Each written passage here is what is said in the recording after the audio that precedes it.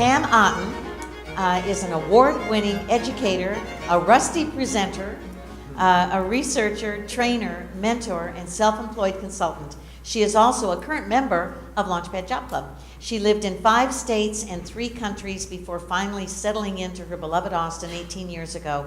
Currently, she consults with small businesses in grant writing, bid preparation, and website design. In the past, she has used her entrepreneurial spirit and technical acumen in fields as varied as education, insurance, voting, and computer repair. She prides herself in 3 personal accomplishments: having made hundreds of high schoolers fall in love with Shakespeare's Hamlet, finding the courage to practice hot yoga for over 15 years, and putting this talk together in the midst of her own job search. She agreed to present because I just wouldn't let her not. I forced her to do it. She agreed to present because she really, really, really wants a Launchpad Job Club coffee mug. Yes, I know. That one. At the end of the talk, she will not give away a free hour of anything, but at least until she finds a job, is wide open to free hours of coffee, lunch, or parking lot conversation. She's such a cool person. I hope that you all pay attention to what she says and get to know her as we all do, because we love her so much. Pam Otten. Thank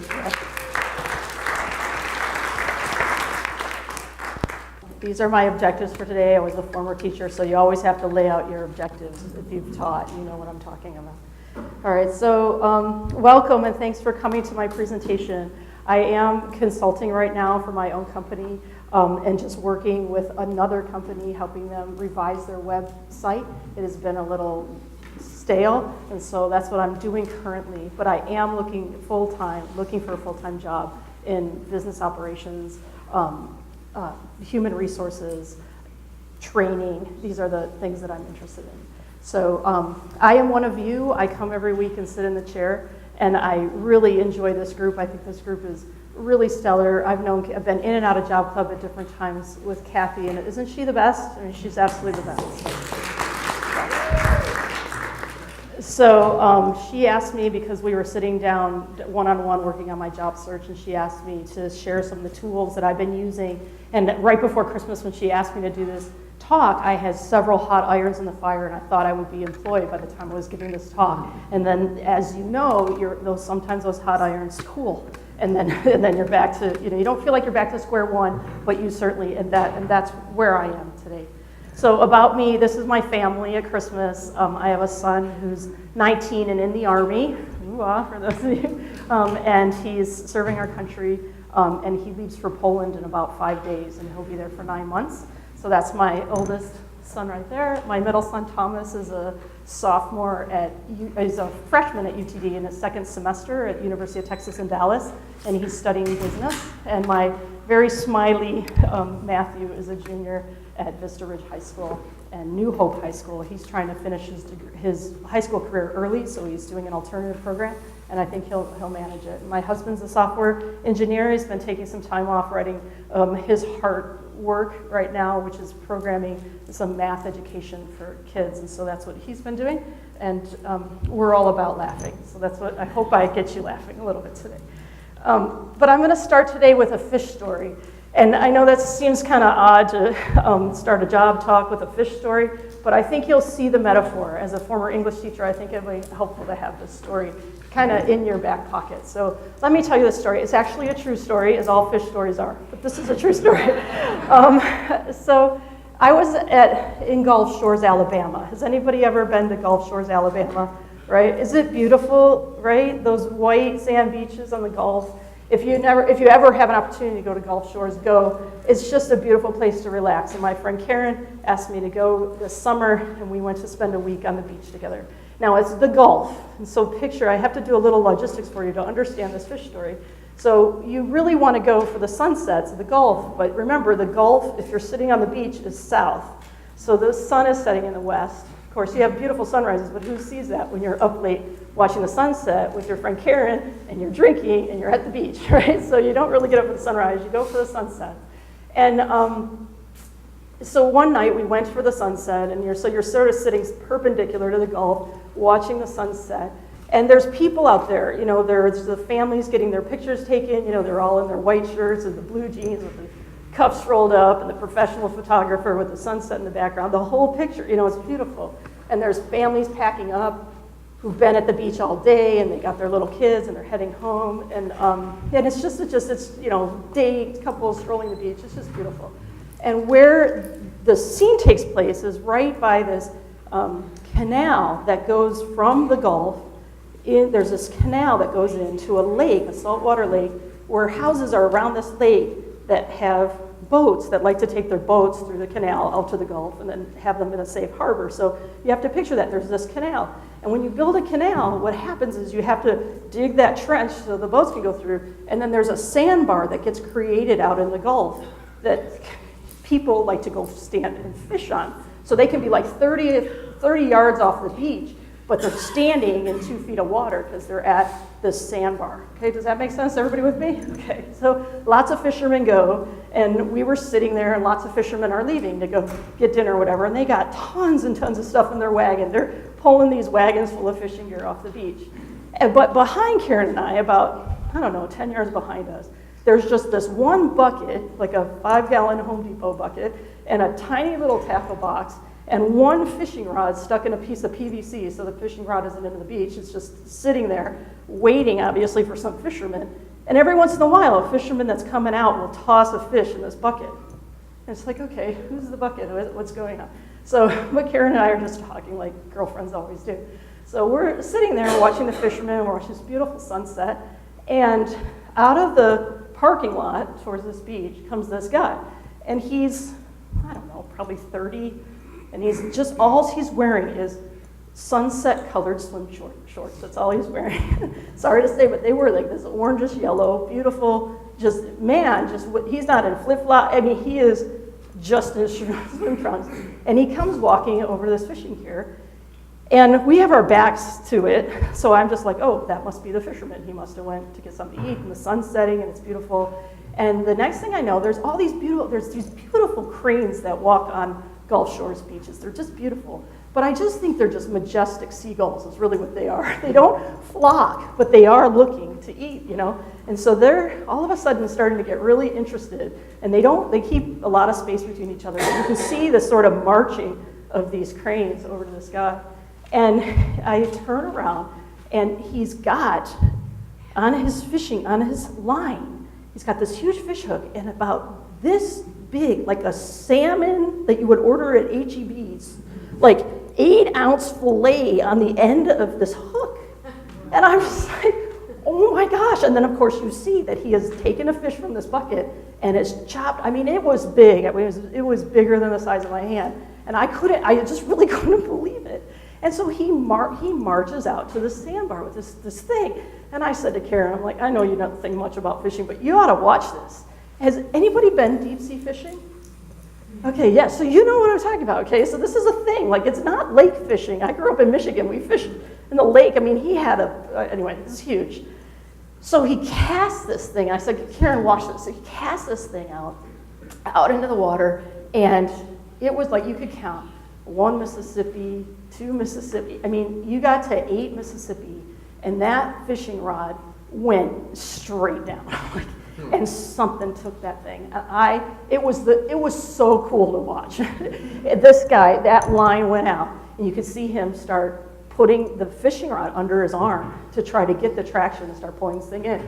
And those of you that have been deep sea fishing know the way you get a fish in like that is you've got to tire them out. I mean, this thing had to be huge, right? So out goes this line, out in comes this fish, out goes the line, in comes a fish. The guy's holding it, it's 5 minutes under his arm, and I'm thinking, anybody, I don't care what build you are going to be fatigued. And at some point, he lets the line out. He's able to put the fishing rod at his hip socket, which is another good place to hold a fishing rod. And 15 minutes at his hip socket, and I'm thinking, this man's going to be sore tomorrow. Like, that's like I'm saying to Karen, I'm like, oh my God, he's going to be sore tomorrow. And he's obviously anxious because the sun's going down, so he's not giving this fish time to tire out. He's bringing this fish in. And you can tell he's determined. Heck, is he determined. So he brings this fish all the way in 15, 20 minutes. You're watching it, and I'm going, oh, I know his strategy. He's trying to get that fish over the sandbar, right? Because then once it's in this little pool, he can get to it and maybe bash it over the head. I don't know what he's going to do. It's going to be a huge fish, whatever it is. So here comes this fish, and he hasn't spent enough time really tiring it out, but he's gotten it over the sandbar really quickly. You could tell. Here comes this wave. So of course the tide went out, so the waves are coming in. So he's getting beaten on the other hip too by these waves. And so he's bringing it over. He gets it over the sandbar, and it was instantaneous. Karen and I stood up and went to the edge of the water to see this fish because it was coming straight in. You could tell, but it's like it was. I don't know how to explain it. You can only see this on people fast forwarding video, how fast this went. This fish came up to right where Karen and I were standing. We're backing up, and about 10 feet out from where we were, a dorsal fin broke the water. It was a shark. And it came, and Karen and I were backing up, and the line was there, and the fish must have sensed the depth change in the water or something, and it's thinking that he's going to beach itself, whatever fish think, who knows what fish think, what a shark thinks, and he flipped around, and he broke the line, and he went away. And the fish was, the shark was gone. The dorsal fin took that line and just snapped it, and off it went. And that guy was there. He was on the other side, 10 feet away, and he comes marching up to the beach, and I know to give a fisherman some space after that. It's like, nice job, whatever. And he goes to sit behind where we are, and I'm thinking, he's packing up. He's getting a drink of water. That's it. And I turned around about 5 minutes later, and I said to Karen, we're going to leave. And I said to Karen, okay, I got to go say that was one of the most remarkable things I've seen all the time. And I want to go talk to him for just a second. And I go up to him and I say, hey, that was inspirational. I really loved watching you fight that fish and that shark. And he said, he just looked up to me, and he's got those ocean blue eyes and his hair. And he's just like, lady, if you want to see something, stick around. I'm about to hook me another one. And this time I'm bringing her all the way. And it is dark. And he heads out with another thing, and he's out. And I thought, wow, right?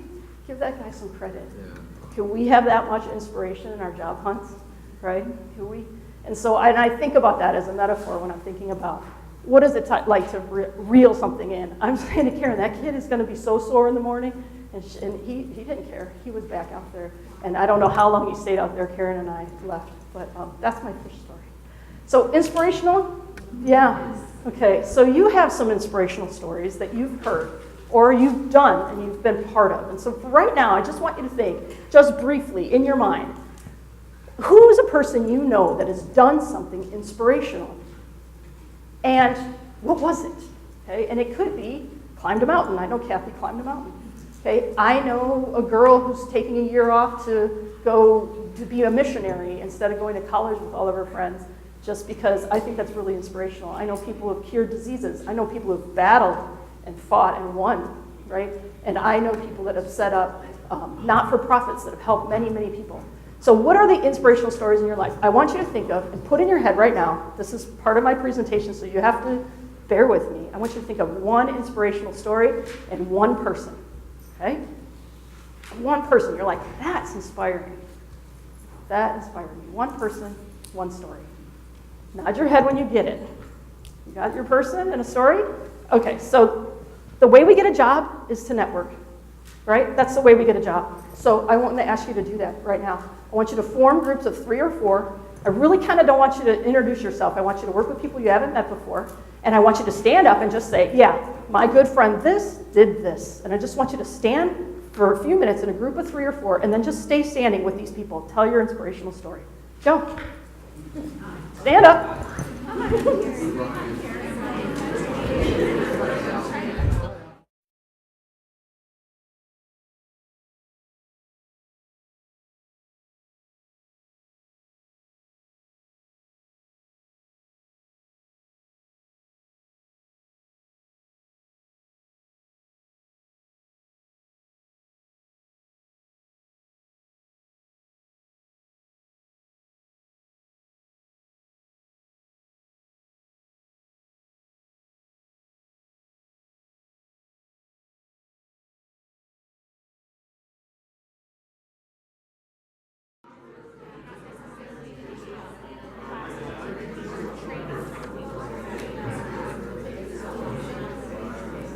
All right, so I'm going to move on to my second tip.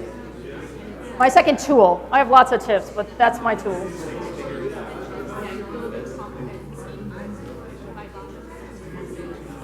There are so many cool things in technology, and I hope that tool was helpful for you. Right? It's kind of cool.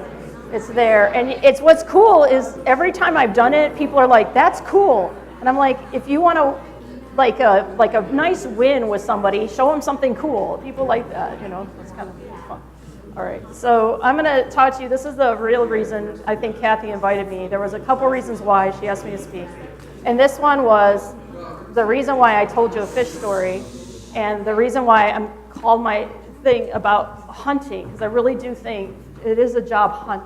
And so I want to talk to you a little bit about the way I found to organize my job search, which may be a little bit different than some of you, but here we go. So the recommendation, the gold standard, especially in 2000 and a little bit later, was Jibber Jobber. And how many people in this room use Jibber Jobber? Please raise your hand. One. Thank you. How do you like it? It's been a long time. Okay. Yeah, it was for me too. And I really had to, when I was preparing this talk, I think I finally came to clarity. Jibber Jobber's thing is career management, which is great if you're trying to manage your career. I don't know about you, I'm looking for a job.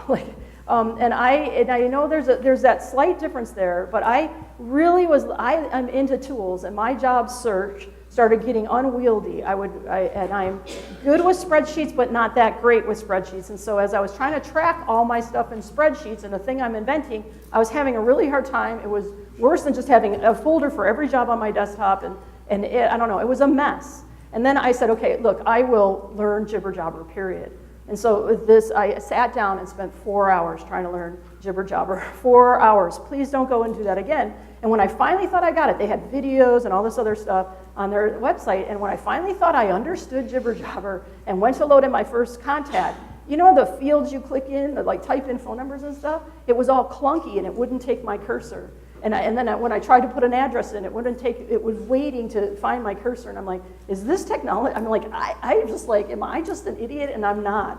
It just was, we are so used to applications where we don't have to think. In fact, I just finished, because I'm doing I'm doing user interface for people. I just finished rereading the book, Don't Make Me Think, which is, the classic, it's the classic design book. It's out there. You read it and it's like, yeah, technology is made for not making you think, and our technology right now is pushing us to think about stuff so we don't have to remember it either. So it pushes you. So Jibber Jobber for me was a waste of time, and unless you're in the career management, I like what they're trying to say. I wouldn't go there. This is Jibber Jobber's, this is their splash heading. That's their ribbon at the top, all the things you have to click on, and then that's an example of what gets pushed to you. And they recently added an RSS feed, which they keep calling an RSS feed, and I know a lot of you know what an RSS feed is. Some of you don't, and you feel kind of dumb, but you can actually use it as a job searching tool using the feed in the background. They actually just added that feature, which is really a feature I think we should have. I think people probably have used it, but I wouldn't recommend it. I went back out on the internet and surfed and found Hunter, which is based in a company out of Canada, is building this app, and they continue to keep building it. It's just great. And it's based on the Japanese method of project management now that a lot of people are using. It's called Kanban. And a lot of us are using this, where we have these columns. Okay, these are the things I need to do, and then these are the people that are going to do it, so we're going to move it into the active column, and we're going to move on through the columns and it's very visual, it's very colorful, and it's very powerful. And so I love this app. And there are other job searching apps for those of you that really like spreadsheets and stuff like that. There's other tools out there, but for me, I'm super visual and I'm super colorful. And I do want metrics. It's not that I don't want to know numbers, it's just I want to see things very clearly. And I feel almost embarrassed that I put out as many slides as I did to show you Hunter, because it's so intuitive, you don't need anybody to train you on it. That's what you want. You don't want to have to think. I'm going to show you some of the internals, but you don't have to remember it or even write it down. Just download the app, it will tell you what to do. So this is a picture of my Hunter job board from about a month and a half ago now. Okay, and so all it is your wish list of jobs, the jobs you've applied for, the jobs you interviewed for, and I actually switched these columns around, the offered and the rejected, because I just had to. So, and I'm standing here without an offer, pretty close to an offer, but I don't have an offer. So there you go. So, but it's a simple tool using this idea. Yeah? It kind of looks similar to Trello, which Yes. I set up a Trello board for job hunting, which is very similar to this. But this looks a lot more, elegant and. I don't know, Trello may be great. Yeah. I even thought, when I started doing that Salesforce training, I'm like, maybe you could build one in Salesforce. And I'm like, no, I want stupid, simple, easy, and super flexible and super colorful. That was my thing. Okay, and so let me try to give you a sense of how this works. So just look right now at the applied column from here. And here is that's what it looks like, so if you got a deeper dive, you can't really see it, but it's super easy to understand. You can color code each one of those little bars. So like I'm really big into thinking I want to work for Indeed, and so I always try to color code it as Indeed, and it tracks how many days it's been in that column for you. It tracks all this metrics, but underneath each of those is a button, and underneath those, is all the information you need about the job. I'm about ready to show you that, but think about any of you older people that did research papers with index cards? And remember how we used to stack them up, right? I'm an English teacher, and I was at the cusp of changing away from that mentality, but this is the thing, is everything you need is in one place there, okay? So that's the applied column. Okay, so normally when you first click on a button, so here, I'm just gonna click on the 6 red marbles button, the red one. Okay, that's one of my job joys. And Hunter has all the icons for you. It will just bring in the icon for the business. It will upload the website. It will give you all the company information you want. And it populates it. And even if you do this one tool I'm going to teach you, it will populate this notes field here with the job description you're applying for. So it's just, don't make me think, right? Don't make me think. All right, and so here's an example of what I mean by it's pushing stuff to you. So when you put something in your wish list that you have all these tasks you need to do. So if you're down on the left-hand column, you're going to click tasks, and it will push for you the things you need to do. Tailor your resume, make a contact there, whatever, and you can click on those buttons and you can say, I want to do this today, I want to do it in 2 weeks, I want to do it tomorrow, and you can click that, and of course it's making you in the background a master task list. So when you open up Hunter next time, you can just access the task list, and you don't need to go through each one of those buttons you've created. You just have a task list there. Okay, so, and it does that, and each of these prompts are different depending on if you're in your wish list column, or if you're in the applied column, or you're in the job offer column. Each of those buttons are going to they're going to be different, pushing you to remember what your next steps are. The really cool feature of this program, and let me tell you, if you download it, just don't do what I did, like clicked around so much that you lost your free contacts. But what they'll do is, 6 Red Marbles is a known company, and so if you go to contacts, they will push you the names of the people in charge and what their roles are. And if you, I think the first time you download it, you get 3 of these. If you click that blue button, it will send you their personal email address. Not their personal, their professional email address. Okay, and so you can directly contact them. The first 3 are free, so I've already told you this. So when you get to the screen, be very careful. Don't be like, what does that blue button do? Choose what you want to, and then it automatically adds that to a contact list for you, so you never have to keep using your clicks there. It'll automatically add that to your contact folder, so you'll have that. So it's really, really a strong, no-nonsense, don't make me think tool. And I love it. Back to that main task board, the very front one that I showed you, the things that it really does is it gives you a visual of everything you're doing. It outlines your tasks for you, so if you click there, you'd see all my tasks, right? And then it also does this thing, it's got this map feature. I think someone works there just loves maps, because for every company, it puts a pin on where their headquarters are on a map, a world map or a United States map, so that's kind of cool. And then it will also push you metrics of your job search, how long your job search is gone, depressingly, how long, but it will give you these metrics over time, so you can sort of see the peak days and stuff like that. So it's really a powerful little tool, and I've loved it. It's helped me so much, and it's on your mobile device. So you download Hunter to your mobile device, and the greatest thing about this is there's nothing different. It's syncing, just like any software as an application, the system is syncing. It's syncing with your desktop. But the really cool thing that it does is It will allow you from the Hunter app to go to your job searching, favorite job search app. If you're in Hunter, and then you go and you open up LinkedIn, their job board, or Indeed, their job board, and you say, oh, I like that job at Glassdoor. I'm going to love it. I'm going to save it. It will automatically apply it in your wish list column. And it will populate the company name, the little icon, it will pull the job description and paste it in there for you. And so now you're no longer having to go back and forth between Indeed, Glassdoor, Monster, or all the other stuff. It's just there for you in wish list, and it automatically puts all the links in there so you can go back to the original post. Cool? Yeah. Okay, so I hope you are able to somehow think about Hunter as your job hunt. And there are other ones out there, so just, you don't have to take my word for it. Go ahead, job searching help apps or whatever, and you'll find a few. But this one is consistently highly rated. There's 4,000 or 5,000 reviews, and it's got 4.5 stars or something. And they just keep improving it all the time. So I really like it. It's pretty reasonable. It's free for 40 jobs. You don't get the contacts pushed to you. I think you get 3 free your first time. And then for $7.99 a month. I don't work for them, so I'm just telling you that. I don't work for them. But I think that's a semi-good deal if you want to keep track of 100 jobs and get more than 10 contacts. But what I like about that feature and the contact feature is they push their name and they push their title. And where is names and titles? LinkedIn. So you can just message people, just get the name and first and last name and the company title, and you can find them on LinkedIn. And so you can message people through at LinkedIn. And so if you're paying for LinkedIn Premium, why even pay for Hunter unless you're tracking more than 40 jobs? Because LinkedIn Premium will give you all that contact information right there. So you decide how you want to do this. Jibber Jobber keeps lowering their price because I think they're losing market share. And if you enacted your Jibber Jobber account at some point, you might see if you're still being pinged from legacy annual payments or whatever. Yeah. Can you read what that says? Because it's hard to read. Yeah, I'm so sorry. The basic feature at $7.99 a month is 100 jobs, 10 contacts a month, and a bunch of metrics. So you get basic metrics, but you get all these other metrics on your job search. I don't know the metrics. Some people love graphs and charts and stuff, and so that's really great.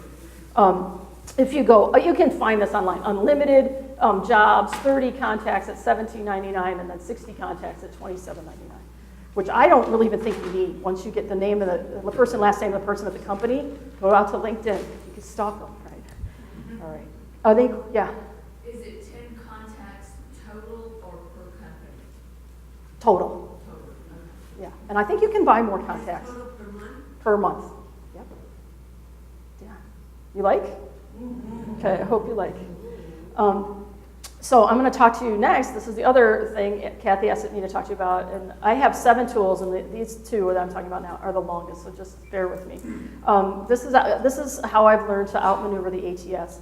And I would like to say to you that this is not my idea. I networked with a guy here. I told you I was a teacher, and I bumped into a man who was a parent of one of my students. And we went out for coffee, and he had spent a lot of money with a job coach who told him to do this particular thing I'm going to explain to you. So Bob Noonan gave me this information through a job coach, and it was getting him interviews, and it certainly has gotten me interviews. And so that's why I want to share it with you. That's why I think it's worth your time.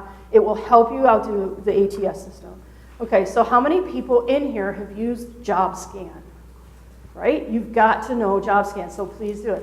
How many people in here have been really frustrated trying to get their JobScan number from like a 30% to an 80%, right? Okay, and spent hours trying to do that. I have also, I take this job searching stuff really seriously, and so I have spent hours on one resume. Like the job post gets posted, and I think I'm going to be an early applicant. I'll be in there in 6 hours, and I'm like still, 4 or 5 hours later, crying, trying to get my resume to pass JobScan. JobScan's a great tool. If you don't know what I'm talking about, please write it down, highlight it, start. If there's nothing you take this talk, it's to use JobScan. But those of you that have used it know it's frustrating.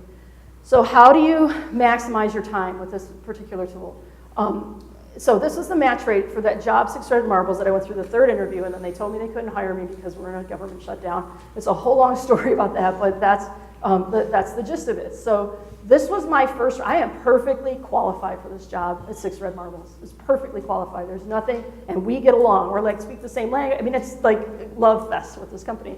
And my original resume was at a 37%. I mean, you just want to cry, right? You've been there. I mean, like, you're just like, this is ridiculous, right? And this is a resume I had crafted for the job. I mean, this wasn't like just a generic resume. I had put their name in the, I had done this by due diligence to get to 37%. And so, and I have learned this technique called putting a T-chart together. Now, please don't gasp at the amount of writing. Remember, I'm an English teacher, and this is a curriculum job. Okay, I've done these T-charts with a lot less writing on them, a whole lot less writing on them. But what you do is you build a 3-column document.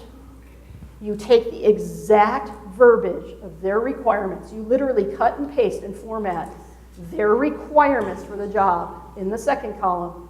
And then you answer it in narrative or bullet on the 3rd column, using as much language as you possibly can from the job description into that next column, okay? And so you just explain why you're qualified for the job. As if, now remember, rarely are they reading cover letters anymore, right? So we've already learned that if you've been around a while. People are just not reading cover letters anymore. It's frustrating.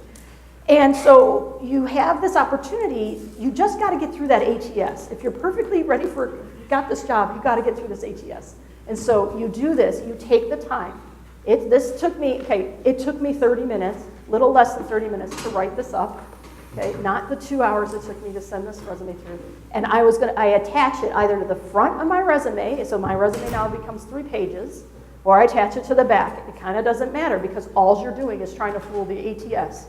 The guy at the recruiter, the woman or man that's recruiting, is probably going to pitch it just like they would a cover letter. They're not going to read that. They're going to look at your resume. Okay, that's what you want them to do. I actually get a lot of people commenting on doing this. Do they say to do it? They thank me for doing it. Oh, they do. They read this and not my resume. Oh, beautiful. Thank you. Thanks for telling me that. Because, you put in this effort. She said that she's had people thank her for doing this. They read it instead of the resume. They're just trying to see if you're a match for the job. Yeah. I do something similar in the ad for the cover letter. Okay. And I put, like they'll say, managing food cost reduction, and then I'll put specifics, of my qualifications. Yeah. Very specific numbers related to that. Right. And put that in the center of the cover page, so it's very easy to pick up. Perfect. And do you put that in the cover letter section when you're doing it in Job Scan? Do you just scan it in the cover letter? And how do you do? Yeah, what I usually do is I'll put it in the cover letter, and then I take the cover letter and I attach it to the top of the resume when I put it in Job Okay, Scan. that's all there. Okay. So I'm telling you, it's a win, but it's not perfect. And so let me show you what happens next. So I put that in, and now this is where I am in Job Scan. Okay. Now you're like, okay, but don't send me back to crying. 5 minutes later, I'm at 87%. And the only reason I'm at 87 and not at 100 is because my margins are off, and I'm not going to go butts with the margins on my resume. Okay, but I'm at 87% 5 minutes later, because then it's just kicking me words like gerunds. You have to have an ing to match this word. You have to have an ed, you've got to put it in past tense. And all you're doing then is fixing, small grammatical errors. 5 minutes later, you're passing Job Scan. You're getting that job. You're going to get it. You're going to get looked at. Okay, remember, how do you get a job? Networking. Okay, everything I'm teaching you is the minutia and the hair splitting of the back end of a job search. Okay, but this is what's behind the scenes, what you're doing at home when you're losing your mind. Right, this is what you're doing. So, but I hope that helps you. I had to also externalize. You do not have to write this down. I've printed it for you, so don't write this down. But I wanted to honor all of you that have ever applied for a job, because look at how many steps it is. I mean, it's worse than doing laundry. It's worse than it is so many steps just to apply for a job. I had to print myself a dozen of these things and start checking them off, because I'm an external physical person, so I would print myself a dozen of these for each job, and I'd put the name on the top, and then check off where I am in the process, even though Hunter pushes all that to you, just for me to be able to see it. And I really want to encourage you, one thing, because I've been burned twice this past week, and maybe it's just because of the holidays, to double check the company website that the job's still available. Even if Indeed pushes you the job, it may not still be available. So don't spend even 10 minutes of your precious job hunting time on a job when you go to submit, this job is no longer available. Please check and make sure it's available before you even start. Check on the company website. But yeah. Go back to your T-chart. Yeah. Oh, yeah, my T-chart. Mm-hmm. So what do you have on the top of your contact No, I just said this. My resume shows this document that this document shows the competencies from your job post match to my skills and experience. This chart shows the competencies of my job skills matched to your job requirements matched to my skills and abilities. And also, tell us where the arrow is, where you mention the company name and the job title, because that's part of the job scan score. Oh yeah, right. You have to. So this is 6 red marbles. I've said 6 red marbles 6 times in this document. Like I got it up at the top of the column. 6 red marbles, job description, blah blah blah. My name. This is why I'd be a good fit for 6 red marbles. Bring me in for an interview. This is the last thing I always say. Bring me in for an interview. I'm a perfect match. Bring me in for an interview. I don't care what the last one is. And sometimes I'll say, like they repeat. People don't write great job descriptions, so they'll have these qualifications. You've already written a paragraph. I'll say, please see number 7 above for my description of how I meet, and then I repeat exactly what they said in there. So you're constantly just pinging their keywords. That's what JobScan's doing. Yeah. Yes. Yeah. You add this to your resume, just another page in your Just resume? another page of my resume. Okay. Yeah, and I have the checklist for you. I have it for you, so you don't have to take this down. But it is a lot, and I just want to honor you for that.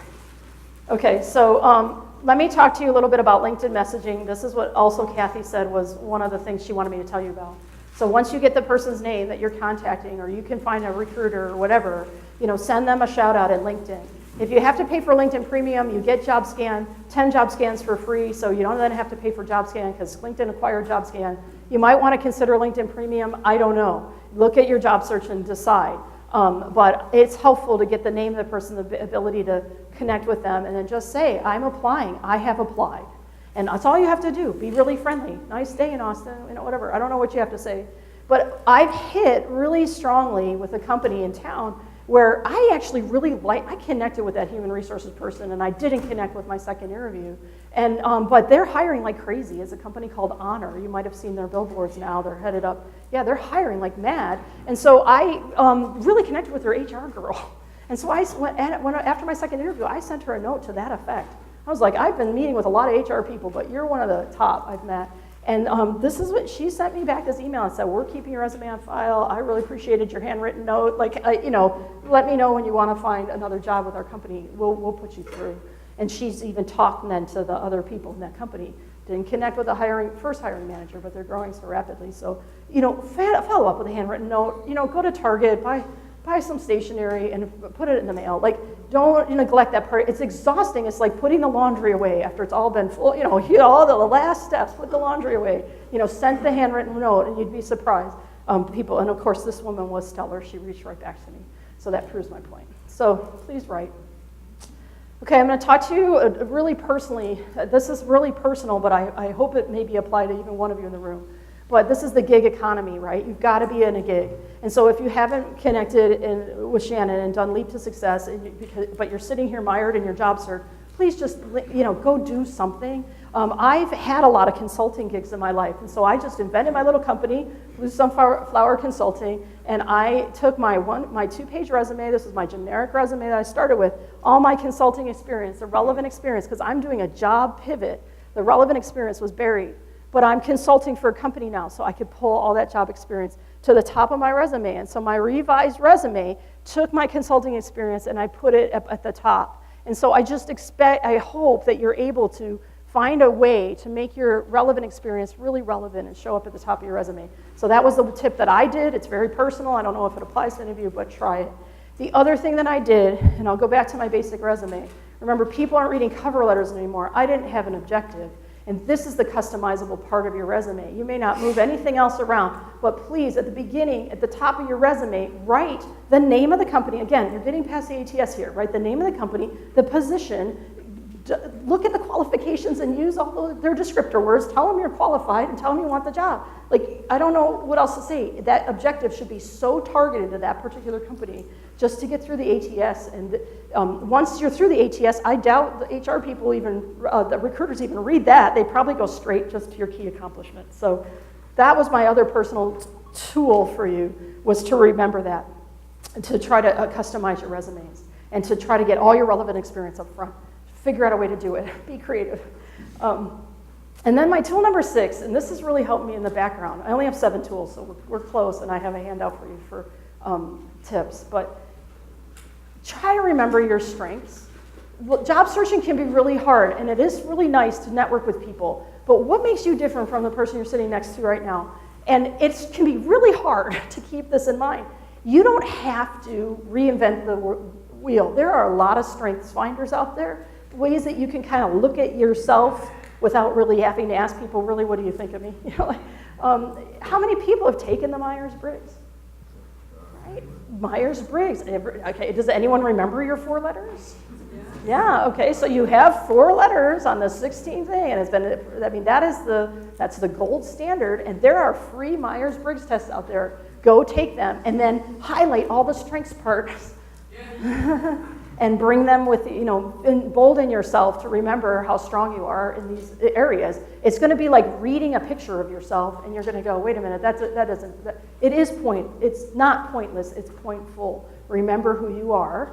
And remember your weaknesses, because they'll all tell you your weaknesses as well. So that's great for that what's your weakness question, right? Which you'll get in an interview. And then you can say, well, I really am weak at this, but this is how I've always in my career been able to scaffold my way to solutions around that. And so I've recently, because my son is at UTD, and they do a fantastic job in Dallas with the business students, getting them to really understand who they are. And he said, Mom, you have to take the Clifton Strengths Finder. And I did. And I realized some of the reasons why I'm stuck mired in my job search, just because I'm a real strategic thinker, and it takes me Kathy had to basically beg me to give this talk. Like, I'm like, no. And that's one of my weaknesses. Like, I know I've learned a bunch of stuff, but, you know, to have to share it, that, you know, one of the things is, you know how to learn things really deeply, but, you know, one of your weaknesses is remembering to share it with other people. Like, right? You know, so that's, you know, so know your weaknesses. Clifton Strengths Finder is a good one, but you are registering your name with the Gallup organization, so I don't know how much you want all that information in there. I didn't realize that to the end, and so anyway, but there are a lot of places, even your birth order, and, you know, is a place to, where are you in your family of origin, right? Look at your prior work evaluations. Remember kind of who you are. What are my strengths? And then the tool number 7, I'll tell you, because my parents always tell me this, take care of you. You know, and we have lots of talks about that. How do you take care of yourself? You know, give yourself the opportunity to take care of you during this time. You have all this squishy time. It's fully pressured, but it's squishy. And so take your squishy time and do some volunteering. Get your health in order. You know, get a new hairstyle. Whatever it is that makes you feel good. Try to enjoy your time off. Kathy, you know, the first couple times I came to Job Club, and Kathy's reading off this list of things to do, and I'm thinking to myself, that's crazy. I'm looking for work. Why do I want to go, you know, take a free walk with my dog at the walk that, you know, like, I'm like, what the heck? And then I started doing it, and I recognized how awesome it is to actually take advantage of the time off and to take care of yourself. Definitely connect. You know, we all sit around at home. You think you're alone until, you know, you pick up the phone and call somebody. That phone hasn't rang in 10 days for most people. Like, you know, just figure out, visit with people, with nature. I get a nature deficit. I'm a Boy Scout with my boys, right? And so I get a nature deficit, and I start recognizing that I'm going a little lulu. So get out into some nature and do anything. And Product Camp is coming up, and so to go to Product Camps is the easiest place I've found to network, and Kathy will talk about it, I'm sure. But just helping other people and staying positive, take care is a part of a way to take care of yourself. And then try to stay inspired. You know, I have this rule of thumb. I will listen to the full newscast once a week, but I used to be a news junkie, and I recognize if I turn on the radio and if 4 words into it, something negative comes out of the person's mouth, I turn it off. And so most of the time I can't even listen to the news, because, and the research really shows, and there are study after study, where if you show a person or make a person listen to negative words, that's what comes out. It's input and output, right? Input and output. I mean, it's just not, I mean, it's input and output in diet, input and output, and what you're projecting in the world, input, you know, so just input, and just be happy for people as they get work, you know, and just go forward. You belong here, or you wouldn't be here, so just go do cool stuff. And I wanted to share with you, I'm not a genius. When I said I have genius tips for you, I have genius tips for you because Because I've listened to so many of these job talks. If you do that side of the room, I'll do this side. Okay, all right. So I'm going to share with you these genius tips, but please don't think I was calling myself a genius, because I'm not a genius. I'm just a job seeker. And Kathy has these for you, and the first page has the unicorn on it. And I wanted to just tell you that people are, some companies do look for a purple unicorn. Okay, so don't get your feelings hurt if they don't hire you. Okay, move on. In fact, I just watched a video of a recruiter who is so fed up with companies looking for purple unicorns that he wants to shoot people. Like, he was so angry in this video. It was really kind of cute, but he was in the job seekers thing. He's like, the economy is crazy. If a job can't be customized for somebody who's put effort in, then don't worry about it. Go on to another company. We're at a time where it's a hiring frenzy out there. Let's be hired. So go to the Genius Tips thing. I'm not going to read this to you. Everybody in the room, I hope, can read. But the Genius Tips, the top is my checklist, just to remind you how tough it is. The networking blob is just to tell you, that some of the stuff I learned, that putting this talk together forced me to go through all my notes from all these job fairs that I've been to and the job networking that I've done, and I've looked through all my notes. And these were some of the networking tips that came up. On resumes, do a skills inventory and make sure all your skills appear on the resume. On interviewing, the biggest thing, don't ever negotiate a salary with the person screening you. Don't ever put a number to that woman or man screening you on the other end of the phone. Don't give them a number. You don't have to. Go to Kathy's thing about negotiation. Go to every one of those afternoon job talks that Kathy, those workshops that Kathy gives after this, that start at 2 at Workforce Solutions. Go to every single one of them. Okay, go one. There's a different one every. Just go once. If you're going to be in a job search for a month, go once. Try it. The importance of physical appearance. We had 2 talks since I've been in Job Club about physical appearance. 55% of what people think of you is what you look like. And I don't care. It makes you sick. It makes you want to scream. Makes you want to throw stuff. But get it together and understand that. Never go out in your gardening clothes, is what somebody said. And I was like, okay, there you go. There's this tip that this recruiter gave me, and I thought it was great. People tend to be narcissistic. We like about us, our names, right? And in all the recruiters, they have LinkedIn Premium. Trust me, they all do, because they're searching you like crazy.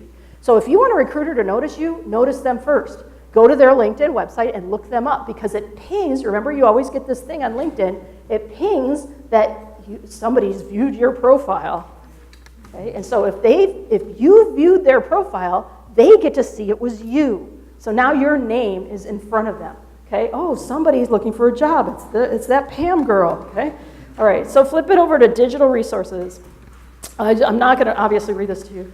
I love this guy, Adam Karpatic. I don't even know how I found him, but he really has some great information from the recruiting side of the desk that really helps you think about your job search from that end. And so I like to think things through that way, and so I recommend him. Kathy always talks about these, bookmark these websites. The Austin Meetup, the Austin Eventbrite. If you don't know what those things are yet, please find out and then start going to those. Austin Digital Jobs, you can only get through liking them on Facebook. I think Kathy talks about that in orientation, but make sure you look at that. They're not just posting digital jobs, but go there. And then Built in Austin, their website, their job board is great for all the companies that are based in Austin that are looking for work, and a lot of them have venture capital. If you've never listened to Mel Robbins talking about why motivation's garbage and what you have to do to get through the motivation hurdle, please listen to that talk. I like her talk with Tim Ballou better than I like her TED Talk, so I would recommend that one. There's the Strengths Finders listed for you, and then the retraining resources at the back of the room. Like, these people are amazing that come every week. They have so many retraining things for you to do, but there is, if you want to get retrained through a company, there's some resources here for you. Linda is there for you. And then also... If you have LinkedIn Premium, you can get Linda's classes for free. Yes, and that's the greatest, that's the other reason to join LinkedIn Premium. I'm not trying to sell you anything, but that is another really good reason. You can get subscription through Round Rock Library. It's No free. matter if you live in Round Rock or not, Yeah. you can get a library card, and they will help you get set up with lynda.com. So that's it. I really don't need to really read you the rest of this. I know I want to give people time to get out of here, but Amy Cuddy on power posing before your interview, it's all scientific research, what happens to your endorphins. Adam Lepsig's talk on how to know your life's purpose in 5 minutes. If you're mired in your life and you don't know why you are here, go to and listen to that talk. It's a beautiful talk. Kathy's already talked about how to update your headshots for LinkedIn. Get some business cards where there's not a glossy all the way around. You want a flat side on the back, so when people meet you, oh, it was that girl with the blue shirt on. You know, like they want to be able to take a note before you walk away. So when you go to publish your business card, make sure that the one side is flat, not glossy.